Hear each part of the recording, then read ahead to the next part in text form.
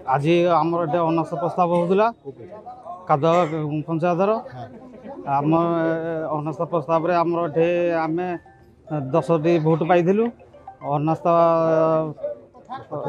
सपक्ष आम पाइलु 10टी भोट विपक्ष 2टी भोट पाइले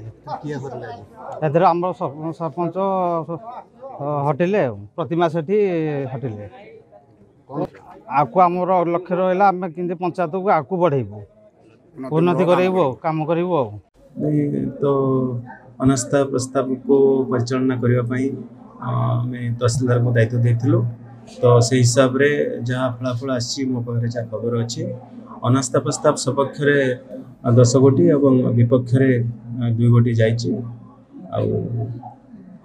को आम जिलापाल जन सरपंच आज डिप्यूट होती कादुआ ग्राम पंचायत आज सरपंच अनास्था प्रस्ताव को भोट हेबार हैला एवं से 10टी भोट सपक्ष गला 2टी भोट विपक्ष गला तेणु से आज सरपंच पदवी ओहरी गले।